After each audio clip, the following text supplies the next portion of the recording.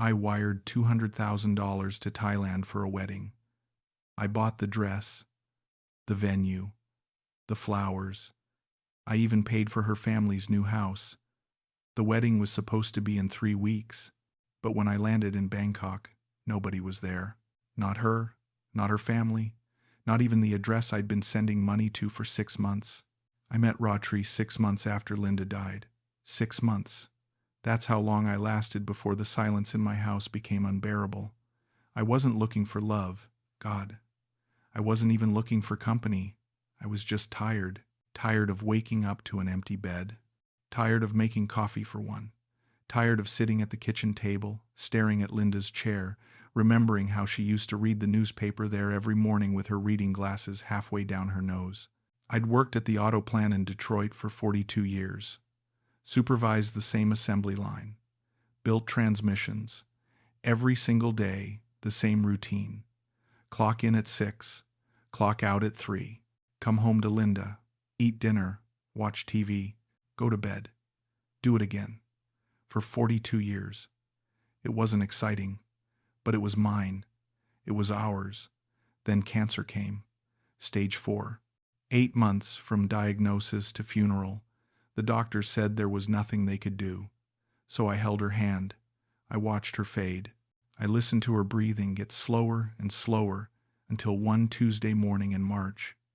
It stopped, and I was alone. Everyone came to the funeral.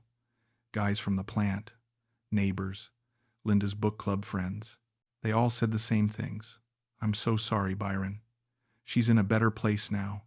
You'll get through this. Time heals all wounds. I nodded. I shook hands. I accepted casseroles I'd never eat. And when everyone left, I sat in my living room and waited for time to heal me. It didn't. 6 months passed. The casseroles ran out. The phone calls stopped. The neighbors stopped checking in. And I was still sitting in that house, staring at the walls, wondering what the hell I was supposed to do with the rest of my life. I was 65 years old. I had a pension, savings, a paid-off house, everything I was supposed to want, but I had nobody to share it with. So one night, sitting at my kitchen table with a glass of whiskey I didn't really want, I downloaded a dating app on my phone. I don't even know why. Curiosity, maybe. Desperation, probably. I scrolled through profiles for an hour. Women my age, women 10 years younger. They all had photos of themselves hiking or traveling or surrounded by grandkids. They looked happy, complete. I felt like an imposter. Then I saw her, Ratree, 29 years old, from Pattaya, Thailand. Her profile photo stopped me cold. She was sitting on a beach, wearing a white sundress, her hair blowing in the wind. But it wasn't just that she was beautiful. It was her smile. It wasn't posed. It wasn't forced. It was real, like she knew something about life I'd forgotten. I stared at that photo for 5 minutes. Then I swiped right. She matched instantly. My heart actually jumped. Then a message popped up. Hello, Byron. You look like a kind man. How is your day? I stared at those words. When was the last time someone asked me how my day was? I mean, really asked, not out of obligation, not out of politeness, just because they wanted to know. I typed back with shaking fingers. It's okay, quiet, how's yours? 3 dots appeared immediately. She was typing, busy but good. I work at hotel on Beach Road. Long hours, but I like meeting people from all over world. What do you do, Byron? I told her I was retired, that I used to supervise an assembly line at an auto plant. She replied fast. What did you build? I smiled. Transmissions. She wrote back. That sounds very important. You must be smart and strong to do that work. I laughed out loud. Actually laughed. Nobody had called me smart in years. I wrote, not really, just consistent. She sent a smiling emoji. Then she said, consistent is underrated. Most people give up too easy. You sound like good man. We talked for 2 hours that night, then 3 hours the next night, then every single night for a week. By the 2nd week, Ratree started asking about Linda. Most people avoided the subject, like my grief was contagious. Like if they mentioned her name, I'd break down crying or get angry or make them uncomfortable. But Ratree didn't avoid it. One night, we were texting, and she said, "Byron, can I ask you something personal?" I wrote, "Sure." She said, "Your wife, Linda, tell me about her. She must have been a very special person." I stared at my phone. My chest got tight, but I started typing. I told her about how Linda and I met at a church picnic in 1982, how she was wearing a yellow dress and laughing with her friends, how I was too nervous to talk to her, so I just stood there like an idiot holding a plate of potato salad, how she walked over to me and said, "You going to eat that or just stare at it?" I told Ratree how Linda used to leave notes in my lunchbox. Stupid little things. "Have a good day. Love you. Don't forget we have dinner at your mother's tonight." I told her how Linda waited up for me every night, even when I worked double shifts during the busy season. How she'd have the TV on, but she'd be asleep on the couch. And when I'd wake her up, she'd smile and say, "I wasn't sleeping, just resting my eyes." I told her about the strike in 1995 when the plant shut down for 3 months and we had no income. How Linda never complained. How she got a job at the grocery store bagging groceries just to keep us afloat. How she'd come home with sore feet and a smile on her face and say, "We'll get through this." I typed all of this out, and when I hit send, I felt something crack open in my chest, something I'd been holding closed since the funeral. Ratree's response came 10 minutes later. "Byron, she sounds like beautiful soul. You are lucky man to have loved someone like that. And she was lucky too, to be loved by you." I sat there staring at that message. Nobody had ever said that to me before. That Linda was lucky to have me. Everyone always said I was lucky to have her, and I was. God knows I was. But hearing someone acknowledge that maybe I gave something too, that maybe I wasn't just the guy who got to be with the amazing woman, it did something to me. I called her. Right then, it was 2 a.m. my time, afternoon for her. She answered on the second ring. "Byron, is everything okay?" Her voice was soft, concerned. I said, "Yeah. I wanted to hear your voice." She was quiet for a second. Then she said, "I'm glad you called. We talked for an hour, not about anything important, just life." She told me about growing up in Isan, the poorest region in Thailand, how her father died when she was 12, heart attack in the rice fields, how her mother raised her and her younger brother alone, working as a seamstress, sometimes going without food so they could eat, how Ratree moved to Pattaya when she was 20 to find work, how she got a job at a hotel on Beach Road, housekeeping at first, then front desk, how she sent money home to her mother every month, how she dreamed of opening a little shop someday, selling handmade jewelry and scarves, something small but hers. She sounded so hopeful when she talked about it, so alive, and listening to her, I felt something I hadn't felt in months. I felt like I had something to look forward to. One night, 2 weeks in, she video called me. I almost didn't answer. I was in my pajamas. My hair was a mess. I hadn't shaved in 3 days, but I answered anyway, and there she was, sitting on her balcony, morning light streaming in behind her, traffic sounds and city noise in the background. She smiled when she saw me. "Hi, Byron," I said. "Hi." My voice cracked. I cleared my throat. She tilted her head. "You look nervous." I laughed. "I am. A little," she said. "Why?" "It's just me," I said. "That's why I'm nervous." She smiled bigger. "You have kind eyes, Byron. I can see why your wife loved you." I didn't know what to say to that. My face felt hot. I probably looked like an idiot. But she just kept smiling, not in a teasing way, in a genuine way, like she meant it. We talked for an hour. She showed me her view, the street below, the motorbikes zipping past, the food vendors setting up for the day. She held the camera up to show me the sky, pink and orange from the sunrise. "Thailand is beautiful," she said, "but also very hard. Life here is not easy," I said. "Life's not easy anywhere." She looked at me through the screen. "That's true, but it's easier when you have someone to share it with." My chest tightened. She wasn't wrong. We stayed on that call until the sun came up in Michigan. My coffee went cold. I didn't care. For the first time in 6 months, I didn't feel alone. 3 weeks into talking every day, she said it. We were on a video call. Late for me, morning for her. She was quieter than usual. I could tell something was on her mind. I said, "You okay? You seem off." She looked down, played with her hair. Then she looked back at the camera. Her eyes were wet. "Byron, I need to tell you something." My heart sank. I thought she was going to say she met someone else, that this was over before it even started. I said, "Okay, what is it?" She took a breath. "I think I'm falling in love with you." I froze. My mouth opened, but no words came out. She kept going, like she'd been holding it in and now it was all spilling out. "I know it sounds crazy. We never meet in person.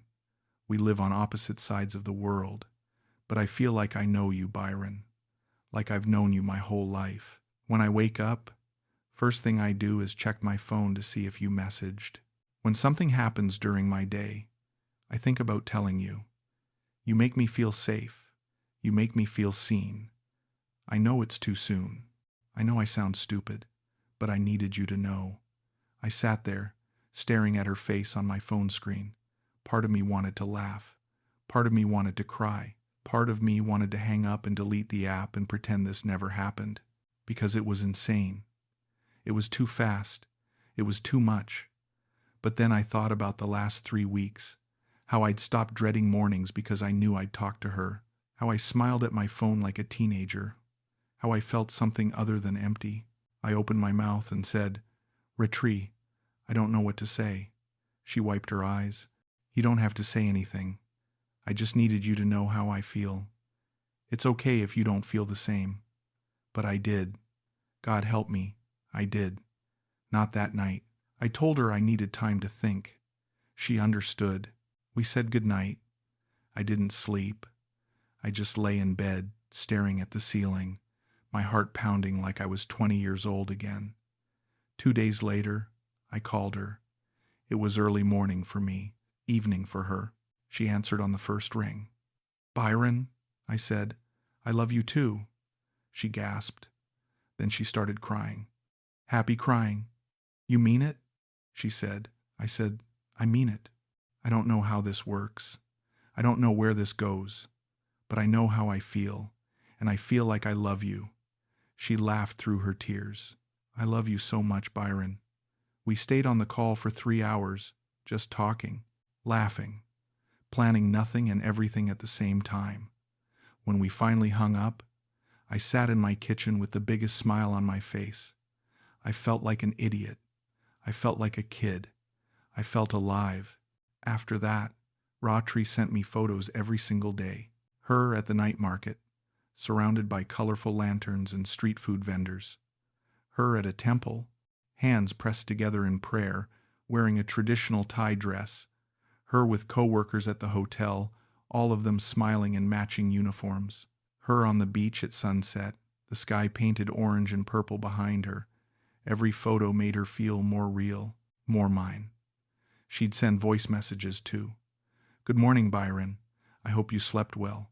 I'm thinking about you. I just saw the most beautiful flower at the market. I wish you were here to see it." Her voice became the soundtrack to my days. I'd listen to her messages while making coffee, while doing yard work, while sitting on my porch watching the sun go down. I started taking photos to send her back. My backyard, the diner where I got breakfast, the lake I'd drive to sometimes just to think. Stupid stuff. But she acted like every photo was a treasure. "Your yard is so green and beautiful," she'd say. Or, "That lake looks so peaceful. I would love to go there with you someday." Someday. That word started showing up a lot. Someday we'll cook dinner together. Someday I'll show you my favorite beach. Someday you'll meet my mother and she'll love you as much as I do. Someday felt like a promise. I told my friend Kevin about her one Thursday at lunch. Kevin and I had worked the same assembly line for 20 years. He retired 2 years before me, spent his days fishing and complaining about his bad knee and watching Tigers games. We still met every Thursday at the same diner near the old plant. Same booth, Same waitress, same order, coffee, eggs, toast. Simple. Every week, Kevin would ask me how I was doing. Every week, I'd say, fine. That Thursday, I said something different. I pulled out my phone and opened Ratree's profile. I want to show you something, I said. Kevin looked up from his eggs. Show me what? I turned the phone around. This is Ratree, the woman I've been telling you about. Kevin squinted at the screen. He didn't say anything for a long moment. Then he looked at me. You've been telling me about a woman? I felt my face get hot. Yeah, for the past few weeks. Haven't you been listening? He set his fork down. Byron, you said you were talking to someone online. I thought you meant like a friend, from a forum or something. I pulled my phone back. She's more than a friend. Kevin's face changed. More than a friend. Byron, have you met this woman in person? I said. Not yet. But we talk every day. We video call. I know her. He leaned forward. You know her through a screen. That's not the same thing. I felt defensive. Angry, even. People do long-distance relationships all the time, Kevin. It's not weird. He shook his head. Long distance is when you've met someone. When you've spent time together. This is different, I said. How is it different? He looked at me like I was being intentionally dense. Because you don't know if she's real, Byron. You don't know if those photos are actually her. You don't know if anything she's telling you is true. I stood up. My chair scraped against the floor. She's real, Kevin. I've talked to her. I've seen her. He stood up too. On video call. That doesn't mean anything. People fake that stuff all the time. There are scams. Lots of them. I threw a 20 on the table. You don't know what you're talking about. Kevin grabbed my arm. Byron, listen to me. I'm your friend. I'm trying to look out for you. I pulled my arm away. No, you're trying to ruin something good because you can't stand to see me happy.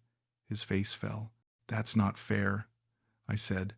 Neither is calling the woman I love a scam. I walked out of that diner and didn't look back.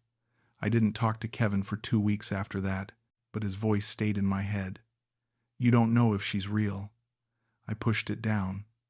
I had to, because if Kevin was right, then everything I felt was built on nothing. One morning, my phone rang at 6 a.m. I was still in bed. I grabbed it, thinking maybe something was wrong with one of my kids. But it was Ratree. Her name lit up my screen. I answered. Ratree? It's early. Are you okay? I heard crying on the other end, sobbing. My heart started pounding. Ratree, talk to me. What happened? She could barely get the words out. Byron, I'm so sorry. I didn't want to call. I didn't want to bother you, but I don't know what to do. I sat up in bed. Tell me, what's going on? She took a shaky breath. It's my mother. She collapsed last night. We took her to hospital. The doctor says her heart is very bad. She needs surgery. My chest tightened.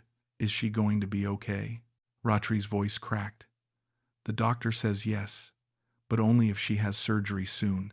Byron, they won't do it until we pay. $3,000. I've been saving, but I only have $800. I don't know where to get the rest. I heard a voice in the background. Weak, trembling, an older woman speaking Thai. Then Ratree said, My mother wants to talk to you. The phone shifted. The older voice came closer. Broken English. Hello, you are Byron? I swallowed hard. Yes, I'm Byron. The voice was shaking. Thank you for making my daughter happy. She talks about you all the time. You are good man, very good man. Then she started coughing. Hard, rattling coughs. I heard Ratree take the phone back. I have to go. The nurse is here. I'm sorry I bothered you. I said, Wait, Ratree, don't hang up. She stopped. I could hear her breathing, fast, panicked. I said, I'll send the money. Right now, she gasped. Byron, no, it's too much. I can't ask you to do that. I said, You didn't ask. I'm offering. Your mother needs surgery. I'm not going to let her suffer because of money. She started crying again. Byron, I don't deserve you. I said. Just send me the account information. I'll wire it today. She was quiet for a moment, then she whispered, Thank you. Thank you so much. You're saving her life. I hung up and sat there on the edge of my bed, staring at my hands. $3,000. That was a lot of money, but it wasn't everything. I had savings, a pension. I could afford it, and if I didn't send it, what kind of man would that make me? An hour later, Ratree sent me the bank account information. I went to my bank as soon as it opened. The teller was a young guy, maybe 25. He looked at the wire transfer form. You're sending this to Thailand? He said. I nodded. Yes. He hesitated. Sir, are you sure about this? We've been seeing a lot of wire fraud lately. People pretending to be in emergencies. I felt my jaw clench. I'm sure. He shrugged and processed it. $3,000. Gone. I drove home and called Ratree. She answered on the first ring. Byron, I said. The money's sent. It should be there in a few hours. She started crying so hard she couldn't talk. When she finally could, she said, The hospital got the payment. They're doing surgery tomorrow morning. Byron, you saved her life. I'll never forget this. Never. I felt something warm spread through my chest. Something I hadn't felt in a long time. Useful. Needed. Important. I'm glad I could help, I said. She whispered. I love you so much, I said. I love you too. And I meant it. Kevin found out about the money somehow. Maybe I mentioned it. Maybe he saw something when he stopped by my house unannounced one afternoon. But the next Thursday, he was waiting for me at the diner. I walked in and saw him sitting in our usual booth. I almost turned around and left, but he waved me over. I sat down. The waitress brought coffee. Neither of us said anything for a minute. Then Kevin said, Did you send money to Thailand? I didn't look at him. I stared at my coffee. It was for an emergency. His voice got quiet, serious. Byron, did you send money to that woman? I looked up. Her name is Ratree. And it wasn't for her. It was for her mother. She needed surgery. Kevin closed his eyes. Oh, Byron, I said. Don't do that. Don't act like I'm an idiot. He opened his eyes. I don't think you're an idiot. I think you're lonely, and I think someone is taking advantage of that. I stood up. You don't know her, Kevin. You don't know anything about this. He stood too. His face was red. I know you sent $3,000 to someone you've never met. I know you don't even know if her mother is real. Byron, you don't even know if that woman you've been talking to is real. I pointed at him. You don't understand love, Kevin. You've been married to the same woman for 40 years. You don't know what it's like to be alone, to feel like you'll never have anything good again. Ratree makes me happy. For the first time since Linda died, I feel like I have something to live for, and you're trying to take that away from me. Kevin's voice cracked. I'm trying to protect you. I shook my head. You're trying to ruin this because you can't stand to see me happy. You're jealous. He flinched like I'd slapped him. That's what you think? I threw money on the table. That's what I know. I walked out. I didn't see Kevin again for a long time. But late at night, when I was alone, his voice echoed in my head. You don't even know if she's real. I pushed it away. I had to, because if he was right, I'd have to face something I wasn't ready to face. 2 months later, I asked her to marry me. I'd been thinking about it for weeks. I bought a ring from a jeweler downtown. Nothing fancy. Just a simple gold band with a small diamond. I didn't care about the cost. I cared about what it meant. One night, I set up my laptop on the kitchen table. I called her on video. When she answered, I held up the ring to the camera. My hand was shaking. Ratree, I said, I know we haven't met in person yet. I know this is crazy. But I love you. I want to spend the rest of my life with you. Will you marry me?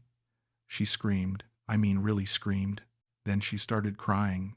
Her hands were over her mouth and she was nodding so hard I thought her neck might snap. Yes, she said. Yes, Byron. Yes. I felt my eyes water. I hadn't cried since Linda's funeral. But I cried then. She was crying too, laughing and crying at the same time. I can't believe this is real, she said. I can't believe you chose me. I said, I can't believe you said yes. We stayed on the call for 3 hours. We started planning the wedding right away. She said, my family will want a traditional Thai ceremony in Pattaya. Is that okay? I said, I don't care where we get married. I just want to marry you. She smiled so big I could see all her teeth. She sent me links to venues the next day, beach resorts, garden terraces, photos of flower arrangements and table settings. She sent me pictures of wedding dresses. Which one do you like? She'd ask. I liked all of them. I just wanted to see her in one. I booked my flight for 3 months out, August 15th. I told Kevin I was getting married. We were at the diner. He was halfway through a burger when I said it. He stopped chewing. He set the burger down. He just stared at me. Byron, he said slowly, please don't do this. I stood up. I don't need your permission, Kevin. He grabbed my arm. I'm not trying to control you. I'm trying to protect you. I pulled my arm away. From what? From being happy? He didn't answer. I left. I didn't see Kevin again after that. Ratree called me one afternoon, more excited than I'd ever heard her. Byron, I found it, the perfect place. I was in my backyard, pulling weeds I didn't care about. Found what? She laughed. The venue. For our wedding. It's a beachfront resort in Pattaya, right on the ocean. I sent you photos. Check your phone. I pulled out my phone and opened the message. The photos took my breath away. White sand, blue water, a pavilion with flowers and silk draping. It looked like something from a magazine. It's beautiful, I said. She sighed. I knew you'd love it. There's just one problem. My stomach dropped. What problem? She hesitated. They need a deposit to hold the date. $15,000. Byron, I know it's a lot. If we can't afford it, we can find somewhere else. I cut her off. We can afford it. She went quiet. Byron, are you sure? I said, I'm sure. I want you to have the wedding you've dreamed of. She started crying again. You're too good to me. I smiled. I just love you. I wired the money the next day, $15,000. It made a dent in my retirement account, but I still had plenty. And Ratree was so happy. She sent me a video of her at the resort, walking through the pavilion, pointing at where we'd stand. This is where we'll say our vows, she said, spinning around. Can you imagine it, Byron? You and me, finally together. I could imagine it. I imagined it every night. A week later, she called again. Byron, I need to introduce you to someone. A man appeared on the screen next to her. Younger, maybe early 30s. He smiled. Hello, Byron. I'm Niran, Ratree's brother. I smiled back. Nice to meet you, Niran. He nodded. Ratree talks about you all the time. She's very happy. Thank you for taking care of her. I felt proud. She takes care of me too, Niran said. I'm helping with the wedding planning. The resort needs payment for catering and flowers. Another $8,000. I can handle it if you want to send the money to me. That way, Ratree doesn't have to worry about it. I hesitated. Something felt off, but I pushed it down. Sure, I said. I'll send it tomorrow. Niran smiled. Thank you, Byron. This will be a beautiful wedding. He was right. It would be. I wired the money the next morning. $8,000. Then another $12,000 the week after that, for her family's travel, for accommodations, for a photographer. Every time I sent money, Ratree sent me something back. A photo of her getting her dress fitted, a video of her tasting wedding cake, a message that said, I can't wait to be your wife. My bank account was getting low. I had maybe $40,000 left, but I told myself it was fine.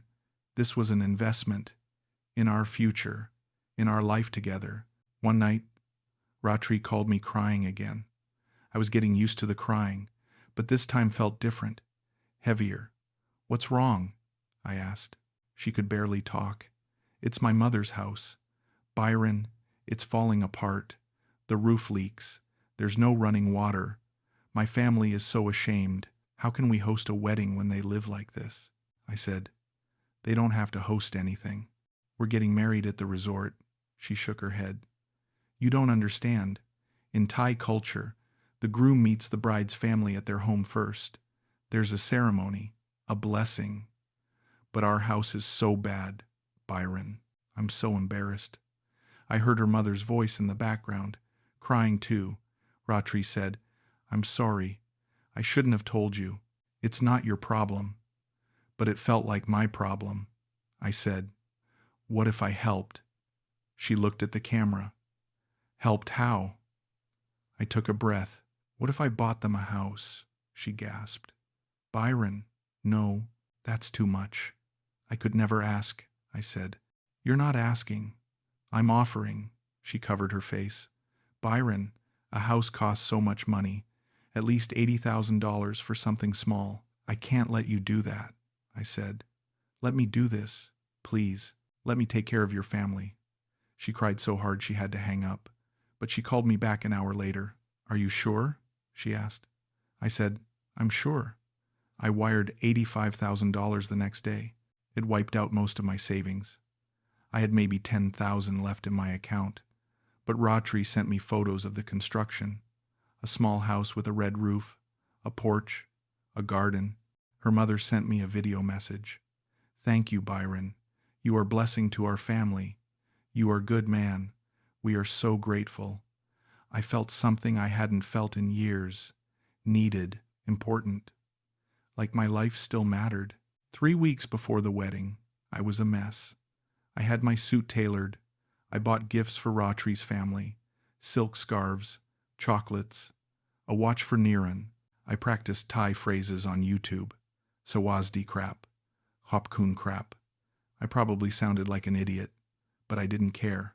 I was getting married. I called Ratree every day. We counted down together. 20 days, she'd say. Then 19. Then 18. But something started to feel wrong. She stopped video calling as much. She said she was busy. Wedding prep, family obligations. I understood, but her texts got shorter, less frequent. One night, I tried calling her. It went straight to voicemail. I tried again an hour later. Same thing. I told myself her phone died, but the knot in my stomach wouldn't go away. I tried calling the resort directly. I had the number saved in my phone. A woman answered in Thai.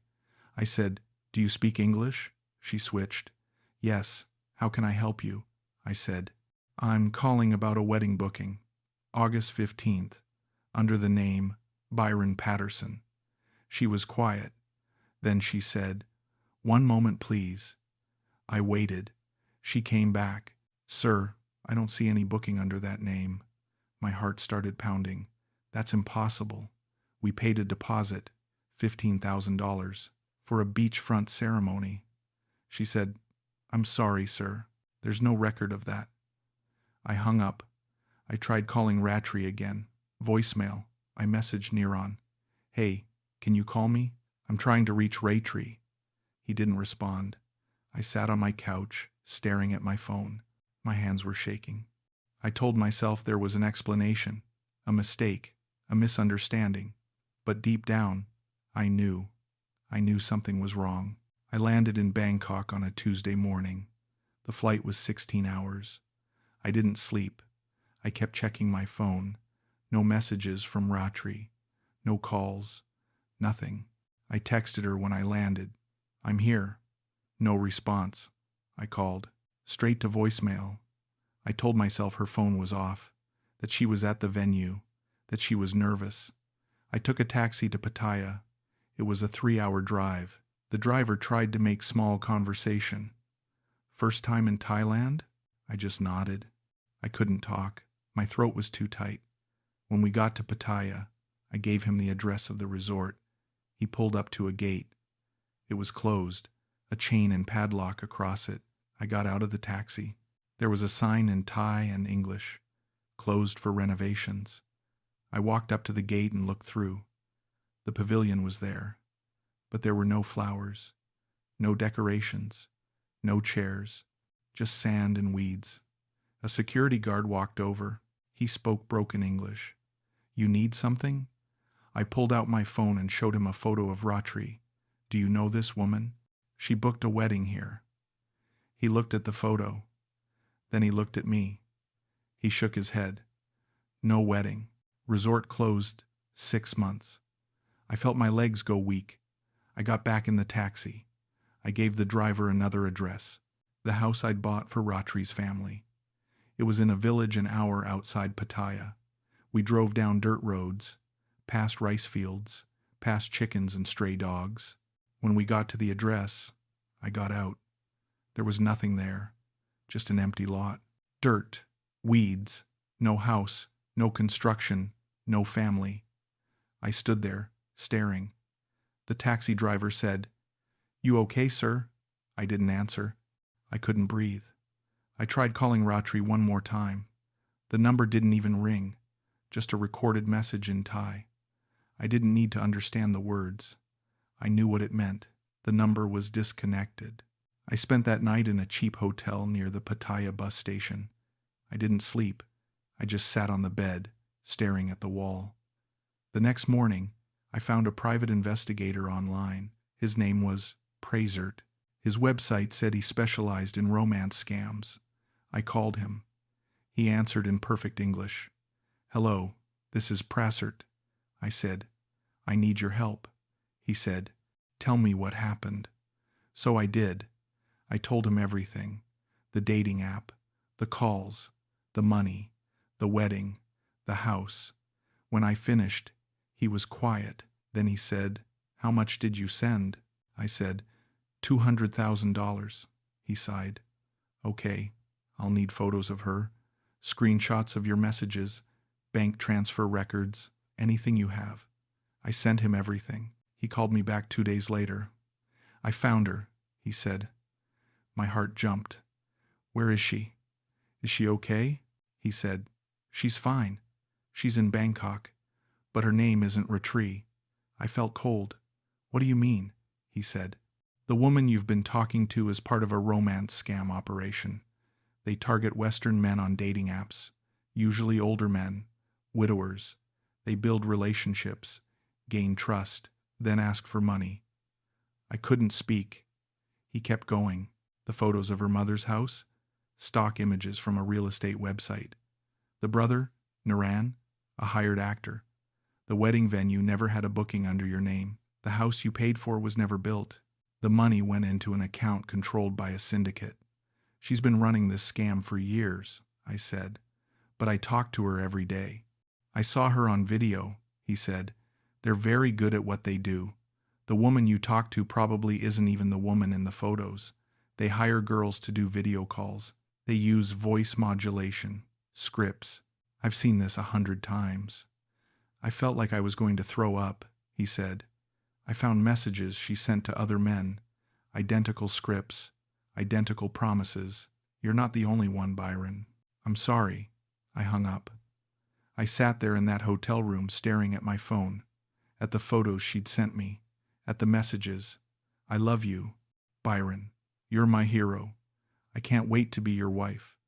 All of it was a lie. Every word, every smile, every tear. I wasn't special. I was just another mark. I flew back to Michigan a week later. I didn't tell anyone what happened. Not Kevin, not my neighbors, not the guys from the plant who still called sometimes to check in. Nobody. The flight back felt longer than the one to Bangkok. 16 hours of sitting in that cramped seat, staring out the window at nothing but clouds and darkness. I kept replaying everything in my head, every conversation, every photo, every "I love you," every promise. When the plane landed in Detroit, I felt like I was 100 years old. My legs barely worked. My chest felt hollow. I took a cab home. The driver asked if I'd had a good trip. I said yes. He said Thailand was beautiful this time of year. I said nothing. When I got home, I stood in my driveway for a long time, just staring at my house. Same house I'd lived in for 40 years. Same porch where Linda and I used to sit on summer evenings. Same door I'd walked through 10,000 times. It looked different now, emptier, somehow. I unlocked the door and walked in. The house smelled stale, like no one had lived there in months. I dropped my suitcase in the hallway and sat on the couch. The ring was still in my pocket, the one I'd bought for Ratree, the one I'd held up to the camera when I proposed. I pulled it out and stared at it. The diamond caught the light from the window. It looked expensive, real. But what did that matter? Everything about this had looked real. I set the ring on the coffee table. Then I just sat there, staring at it, thinking about how stupid I'd been, how blind, how desperate. The first few days back were the hardest. I didn't leave the house. I barely ate. I'd wake up in the morning and forget for a second what had happened. Then it would all come crashing back. The empty lot, the closed resort, the disconnected number, the investigator's voice on the phone. "You're not the only one, Byron." I'd lie in bed, staring at the ceiling, thinking about all the money I'd sent. $3,000 for the surgery, $15,000 for the venue deposit, $8,000 for catering, $12,000 for family travel, $85,000 for the house. I did the math over and over, like maybe if I added it up enough times it would somehow be less, but it was always the same. $200,000. Gone, more than gone, given away, handed over willingly to someone I'd never even met, someone whose real name I didn't even know. I thought about Linda, about how she'd worked at the grocery store during the strike, bagging groceries for minimum wage to keep us afloat, how she'd saved every penny, clipping coupons, shopping sales, making sure we'd have enough for retirement, and I'd thrown it all away in 6 months. For what? For a woman who didn't exist, for a wedding that was never going to happen, for a love that was never real. One morning, about a week after I got back, my phone rang. It was Kevin. I stared at his name on the screen for a long time. Part of me wanted to answer. Part of me wanted to throw the phone across the room. I let it go to voicemail. He called again the next day, and the day after that. On the 4th day, he left a message. "Byron, I know you're home. Your car's in the driveway. I'm worried about you. Please call me back." I deleted the message, but 2 days later, there was a knock on my door. I ignored it. The knock came again, harder, then Kevin's voice. "Byron, I know you're in there. Open the door." I sat on the couch, not moving. He knocked again. "Byron, please. I'm not leaving until you talk to me." I sat there for another 5 minutes. He didn't leave. Finally, I got up and opened the door. Kevin stood on my porch, looking older than I remembered. His hair was grayer, his face more lined, or maybe I just hadn't really looked at him in months. "Can I come in?" he said. I stepped aside. He walked in and looked around. The house was a mess. Dirty dishes in the sink, mail piled on the table, the suitcase still in the hallway. He didn't say anything about it. He just sat down on the couch. I sat in the chair across from him. We didn't talk for a minute.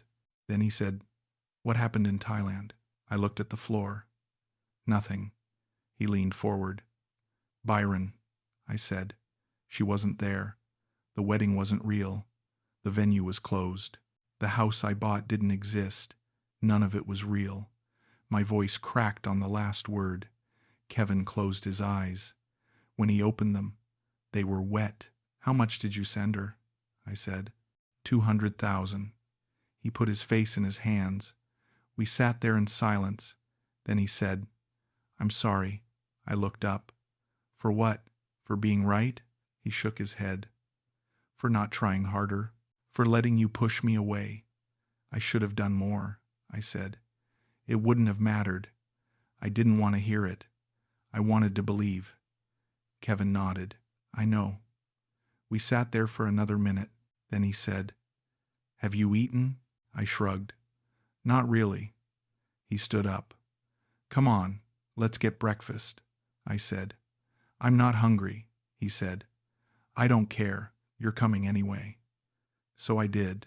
We went to the same diner, same booth, same waitress. She smiled when she saw us. "Byron, haven't seen you in forever. Where have you been?" I said, "Traveling." She said, "Somewhere nice?" I said, "Thailand." She said, "Oh, how wonderful. I've always wanted to go there. I nodded. Kevin ordered for both of us. Coffee, eggs, toast. When the food came, I just stared at it. Kevin said, "Eat." I picked up my fork. The eggs tasted like nothing. Kevin started coming by every day after that. He'd show up around 10 in the morning, let himself in with the spare key Linda used to hide under the flower pot, and sit with me. Sometimes we'd talk. Sometimes we'd just watch TV. Sometimes he'd make me go outside, walk around the block, get some air. I never thanked him. I don't know why. Maybe because saying thank you would mean acknowledging how pathetic I'd become. One afternoon, about 3 weeks after I got back, Kevin said, "You need to talk to someone." I said, "I'm talking to you." He said, "I mean a professional, a therapist." I laughed. Not a real laugh, the bitter kind. "What's a therapist going to do?" he said. "Help you process this, help you not hate yourself so much." I said, "I don't hate myself." He looked at me. "Byron, you haven't left this house in 3 weeks, except when I drag you out. You're not eating. You're not sleeping. You look like you're waiting to die." I said, "Maybe I am." He stood up. His face got red. Don't you dare give up. You made a mistake, a big one. But you're still here. You're still alive. And Linda would kick your ass if she saw you like this. I felt tears in my eyes for the first time since I got back. Linda would be so disappointed in me. Kevin's voice softened. Linda would be worried about you, just like I am. I wiped my eyes. "I'm fine," he said. "You're not fine. But you will be, eventually. If you let yourself." I didn't go to therapy. But I did start leaving the house more. I'd go to the grocery store, the bank, the post office, normal places, doing normal things. People would ask how I was doing. I'd say fine. They'd ask if I'd been anywhere interesting lately. I'd say no. I became very good at lying. One day, about 2 months after I got back, I ran into Mr. Chen, the jeweler, at the hardware store. He saw me first. "Byron," he said, "how's married life?" I froze. He smiled. "The ring I sold you, did she like it?" I said. "She never got it." His smile faded. "Oh, I'm sorry. Did you break up?" I said. "Something like that." He nodded slowly. "Well, if you still have the ring, I can take it back. Give you store credit." I said, "That's okay. I'll keep it." He looked confused, but didn't push. I left before he could ask more questions. When I got home, I went to the drawer where I'd put the ring. I took it out and stared at it. It still looked real, beautiful, even. I thought about what Mr. Chen said, about returning it, getting something back. But I couldn't, because returning it would be like admitting it was all for nothing. And I wasn't ready to admit that yet, so I put it back in the drawer and closed it. Months passed. Fall turned to winter. The leaves fell. The snow came. I went through the motions of living. I paid my bills. I mowed my lawn. I went to lunch with Kevin every Thursday, but I felt like a ghost, like I was watching my life from outside my body. Kevin tried to get me to date again. Not seriously. Just meet people, join a club, volunteer somewhere. I said no every time. He'd say, "You can't let one bad experience ruin everything." I'd say, "It wasn't a bad experience. It was the worst mistake of my life." He'd shake his head, but he'd drop it until the next week. One Thursday in December, almost a year after I'd met Ratree, Kevin said something different. We were at the diner. Same booth. Same food. He set down his coffee and looked at me. "Can I tell you something?" he said. I said, "Sure." He said, "I don't think what happened to you makes you stupid. I think it makes you human." I looked up. "What?" he said. "You wanted to believe in something good. You wanted to feel loved. There's nothing wrong with that. The woman who scammed you, she's the one who should be ashamed. Not you." I felt my throat get tight. I gave her $200,000, Kevin. I never even met her. "How is that not stupid?" he said. "It's trusting. It's hopeful. It's lonely. But it's not stupid. Stupid is not learning from it. Stupid is giving up on yourself. I said, I have learned from it. I learned not to trust anyone. He shook his head. That's not the lesson, Byron. The lesson is to be careful, to go slower, to protect yourself, but not to shut down completely, I said. Easy for you to say. You haven't lost everything. He leaned forward. You haven't lost everything either. You lost money. You lost time. You lost faith in one person. But you haven't lost you. You're still here. And as long as you're still here, there's still a chance for something good. I wanted to believe him, but I didn't. One night in January, I was sitting in my living room, watching TV, when I got a notification on my phone, an email, from a name I didn't recognize. The subject line said, "About Ratree." My heart stopped. I almost deleted it. But curiosity got the better of me. I opened it. The email was from another man. Older, like me. He said he'd found my information through the investigator in Bangkok. He said he'd been scammed by the same woman. Same story, same promises, same wedding that never happened. He lost $90,000. He said he was starting a support group for men who'd been victims of romance scams. He said I wasn't alone. He said it wasn't my fault. He said there was a way to move forward. He left his phone number. I stared at that email for an hour. Then I deleted it. I wasn't ready. Maybe I'd never be ready.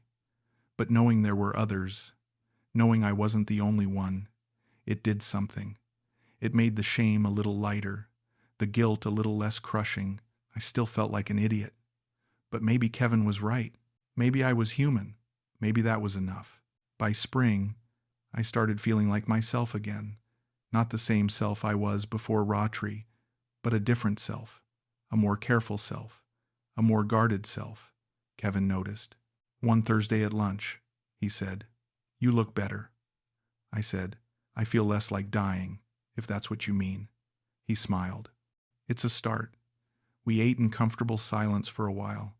Then he said, "Have you thought about what you want to do now?" I said, "What do you mean?" He said, "With your life. Do you want to travel? Move somewhere new? Just stay here?" I thought about it. I don't know. Everything I thought I wanted turned out to be a lie. He said, "So figure out what's real. What do you actually want? Not what you think you should want. What you want." I said, "I don't know." He said, "Then start there. Figure it out." So I did, slowly, one day at a time. I started going to the library, reading books I'd never made time for. I started walking by the lake again, just walking, thinking, remembering what it felt like to be alive for myself, not for someone else. I started calling my kids more. They'd moved away years ago, had their own lives, but they still cared. They still asked how I was doing. I started being honest, not about everything, but about some things. I told them I'd been struggling. They said they knew. They said they were worried. They said they loved me. It helped.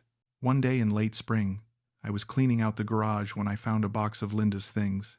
Photos, letters, her wedding ring. I sat on the floor of the garage and went through it all. There was a photo of us from our honeymoon in 1982.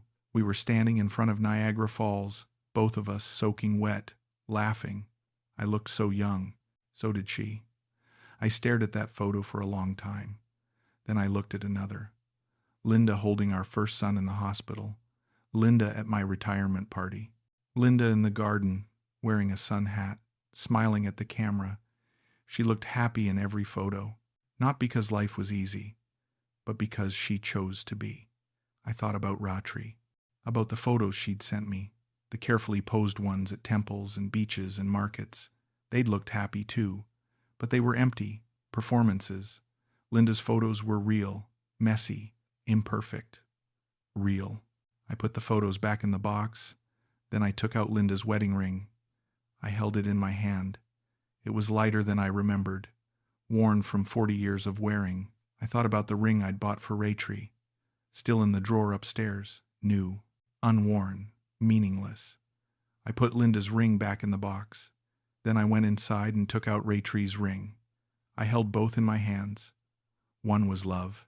One was a lie. I knew which was which. I put Linda's ring back in the box. Then I put Ratree's ring in my pocket. The next day, I drove to Mr. Chen's jewelry store. He looked surprised to see me. "Byron, what can I do for you?" I pulled out the ring. "I want to return this." He took it, examined it. "You sure?" I nodded. "I'm sure." He gave me store credit, $1,500. Not much compared to what I'd lost, but it was something. As I was leaving, he said, "Byron," I turned. He said, "For what it's worth, I'm sorry things didn't work out." I said, "Me too." I walked out of that store feeling lighter. A year after I came back from Thailand, Kevin invited me to a barbecue at his house. His wife was cooking. Their kids were coming. Their grandkids. He said I should come. I said I didn't want to intrude. He said, "You're not intruding. You're family." So I went. It was awkward at first. His wife hugged me. The kids asked how I was doing. The grandkids ran around screaming. It was loud and chaotic and overwhelming. But it was also real. Kevin handed me a beer. We stood on his back deck, watching the kids play. He said, "You doing okay?" I said, "Yeah, I think I am." He nodded. "Good." We stood there for a while. Then I said, "Kevin, I'm sorry. For everything I said. For pushing you away. For being an ass." He looked at me. "You don't need to apologize." I said, "Yeah, I do. You were trying to help, and I treated you like the enemy." He put his hand on my shoulder. "You were hurting. People do stupid things when they're hurting." I said, "I did a lot of stupid things." He smiled. "We all do. But you survived. That's what matters." I nodded. "Thanks for not giving up on me." He squeezed my shoulder. "Never. You're stuck with me, old man." We laughed. It felt good to laugh. I think about Ratree sometimes. Not every day like I used to. But sometimes, I wonder if she ever thinks about me. If she feels guilty. If she lies awake at night thinking about all the men she's hurt. But I don't think she does. I think to her, I was just a job. Another mark. Another paycheck. And maybe that's the hardest part. Not that she lied, but that it meant so little to her when it meant everything to me. I deleted all her photos, all her messages. I blocked the email address. I tried to erase every trace of her, but I can't erase what happened. I can't erase how I felt, how real it seemed, how much I believed. And maybe I shouldn't. Maybe that's the point, to remember, to learn, to make sure it never happens again. I'm more careful now. I don't download dating apps. I don't trust easily. Kevin says that's sad. He says I'm closing myself off. Maybe he's right, but maybe that's what I need right now, to be closed off, to be safe, to protect what little I have left. I still have my house, my pension, my health, mostly, my friends, the ones who stuck around, my kids, who call more often now. It's not the life I wanted, but it's the life I have, and maybe that's enough. I think about Linda sometimes too, about how she'd react if she knew what I'd done. I think she'd be disappointed. Not angry, just disappointed. She'd say, "Byron, what were you thinking?" And I wouldn't have a good answer, because I wasn't thinking. I was feeling lonely and desperate and old, feeling like my life was over and this was my last chance. I was wrong. My life wasn't over. It was just different, harder, quieter, but not over. On the anniversary of the day I was supposed to get married, I went to the lake, the same one I used to go to with Linda. I sat on the bench where we used to sit. It was a beautiful day. The sun was shining. The water was calm. Families were out. Kids were playing. Life was happening all around me, and I was just there, watching. I thought about the $200,000, about how much that money could have done. Travel, a new car, help for my kids. Instead it was gone, disappeared into an account in Bangkok, funding a scam operation that was probably still running, still targeting lonely old men like me. I thought about Ratree, about the wedding that never happened, about standing in that empty lot, staring at dirt where a house should have been, about the resort with the chain across the gate, about calling her phone and hearing that disconnected message. I thought about how it felt, the moment I realized it was all a lie, the sickness in my stomach, the tightness in my chest, the feeling that I might actually die right there on a dirt road in Thailand. I survived it. That's something. I didn't think I would, but I did. I'm still here, still breathing, still getting up every morning and making coffee and going through the motions. It's not the life I wanted, but it's the life I have. And maybe, eventually, that will be enough. I sat on that bench for a long time, until the sun started to set, until the families packed up and left, until it was just me and the water and the fading light. Then I stood up. I took one last look at the lake, and I went home. Because that's what you do. You keep going. Even when you don't want to. Even when it hurts. Even when you've lost everything you thought mattered. You keep going. That's all you can do. That's all any of us can do.